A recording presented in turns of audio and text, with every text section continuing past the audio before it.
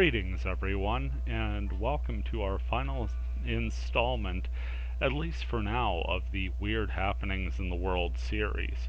Indeed, we are going to try and tie up some loose ends dealing with characters like Hate and Love here, who, if you see in Love's description, it says, "I'll be gone soon," and that number kept increasing from somewhere in the December 20s all the way up to December 6th, and true to their word, I don't think anybody has seen Love or Hate in the game since December 6th. Also, catching you up with what's been happening with Goddard Amarung, who had a flurry of information to put out there in the transition between November and December. Keeping up with these characters and their seeming war with the Children of the Glutes, led by the mysterious Crispy Glutes, who kicked this little adventure off some weeks back. We'll also be looking at a character who has risen to prominence in this third act, if you will, Siegfried, who popped on the scene late but has made quite a mark on things, as you'll see in this episode here.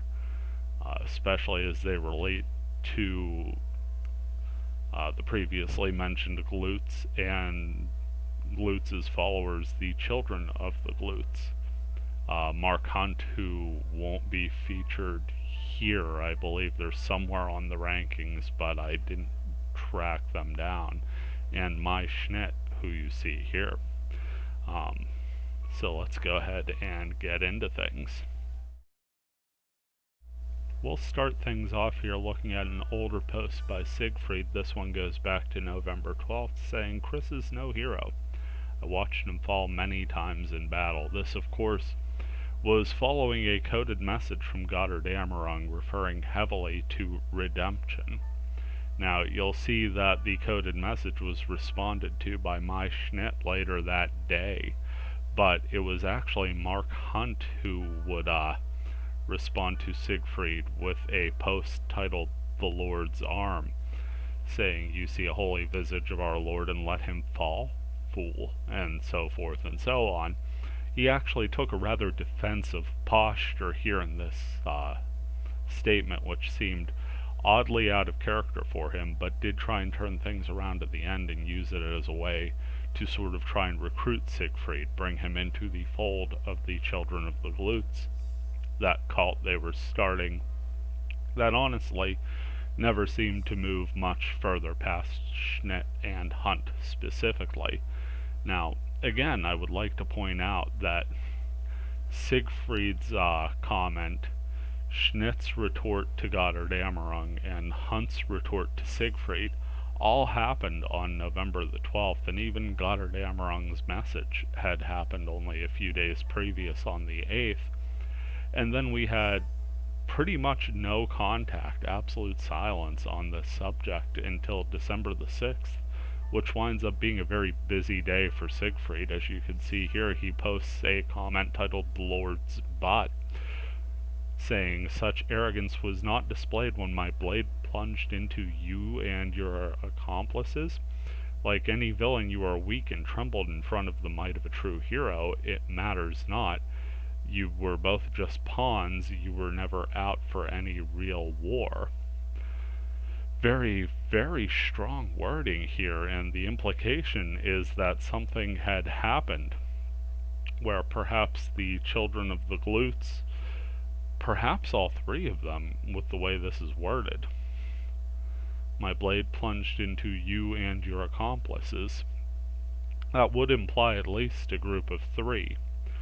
Along with Siegfried, something had gone afoul and Siegfried had slain all three of them, which would be quite a feat given the fact that, as we had seen earlier, it was very difficult to track them down, but it's not like Schnitt or Hunt or Glutes were super high level, and Siegfried was at level 50. The question is, how would you get four people together? Very curious indeed. but that is that post on December 6th.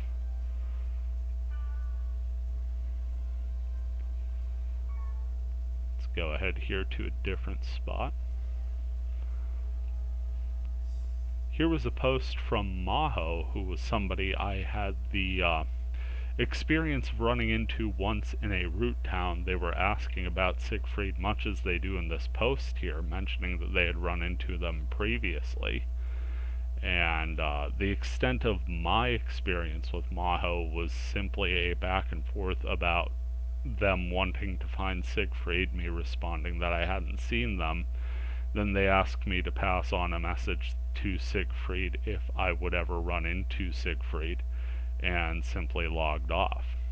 I never did run into Siegfried personally, at least not as of the recording of this video. Strangely though, I don't think anybody ran into Maho, at least nobody mentioned running into Maho after this. They seemed to completely disappear after. But they seem very apologetic in their post as to the outcome of a specific adventure they seem to have had with Siegfried.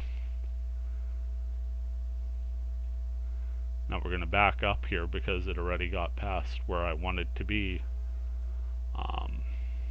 Said, please, yeah. She seems to almost be pleading with him to believe that she's not in line with the children of the glutes. For some reason, I suppose she may have fallen under some suspicion. Again, I'm not entirely sure. Siegfried waits a few weeks, doesn't respond again until the 6th, and then says, hello, I don't think we've met before. Very strange you know my name and seek audience with me. I'm the great Siegfried, hero of this and all lands. So Maho seems very certain that they had an experience, that it went negatively, and that she is somehow afraid. I'm saying she because it was a female model on the character I ran into. Is somehow afraid that Siegfried is going to mistake her for being in league with the children of the glutes, but Siegfried apparently has no clue who Maho is in their response. He goes on to introduce himself, and then says, fear not, there is no villain who can escape my steel. Crispy glutes nor his children strike any fear into my eyes nor my heart. Do you seek to prove yourself a worthy hero? This, as far as I know, again, at least as of the 15th, is the last back and forth between Siegfried and Maho, because again, there's been absolutely no word of Maho after that post.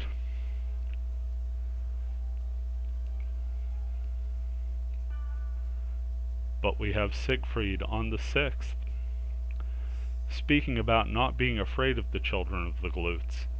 And then we saw in the previous post them talking about perhaps confronting the children of the glutes. Another strange post that had happened a little before this. This is on November the 20th.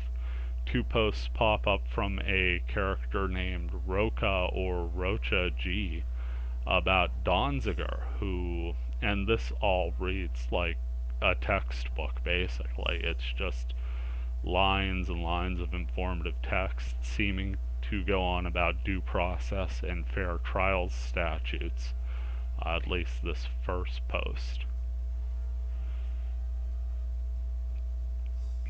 I'm not going to sit here and read the specifics because I'm no good at reading informative text, but you see the second post here says a whole bunch of laughing and over 1 year of house arrest for defending Ecuador, all at the behest of big oil, climate crisis now. Got a lot of raised eyebrows when those posts came up. If you remember back all the way back in October, on the 26th I believe, there were a series of posts from Chris P. Lutz referring to South America, and now this Rocha or Rocha G, and the G is a very, very significant initial there. is once again talking about the plight of South America and injustice. After we had this big long diatribe, all of a sudden, a month later, we get even more, but from a different source. And again, a character that I don't believe I've seen anybody talking about partying up with or playing, certainly hasn't been seen on the rankings. Very curious things afoot here. Could that be a Glutes alias posting there on November 20th? Who's to say? Certainly seems that way, and that was the common sort of suspicion amongst people at the time. Now let's go ahead and change topics here. Goddard-Amerong also very busy during this time. You see here on the 29th a big block of letters. They changed up the cipher style of their usual coded messages, and you can see Midnight and Edge, Desert Retro, responding here saying, "What do we need to do? We will be ready when twilight arrives," getting ready for a big event to come, waiting in the wings, and things certainly did seem to be coming to a head here. We've had talk of big events coming down here to this post again on the 6th, and by Siegfried says, "Goodbye, children of the glutes." Looking at the block, the message reads, "So long, foul villains. We shall never see your likes around these parts again. Chris, it is very unfortunate such villains choose to follow you. I wonder if you are really any different than this cult that is formed. I wonder why you were what you were trying to do in that dungeon. It seems like you were trying to kill me and leave my body for the monsters to tear apart. Suspicious indeed. Fear not, though. The hour of redemption is nigh, and even a potential villain like Chris P. Glutes can seek redemption." So this is a bit different than most of the other things we have read from Siegfried. It's a little more in line with the style of response that he had to Maho, for instance, but not too much like the all caps that we originally saw from him with the Chris is no hero post from way back in November. You're also seeing some artistic flair out of him, as you've got ample usage of the available colors in the game. The red, the yellow, the green, and the blue text is there. Once again, talking about dispatching with the entire cult of the Children of the Glutes, and referring to redemption, the hour of redemption being nigh, again lining up with Goddard-Amerong's coded message and what Midnight and Edge seem to have gotten out of it. Now we're going to backtrack a bit more here and touch again on this subject of redemption, specifically through Goddard-Amerong, because if you remember, all the way back at the beginning of November, these coded messages started showing up, and they were just peppered with references to 2012-20, the 20th day of December in the year 2020. Showed up in just about all of their earlier works, as well as heavy references to redemption.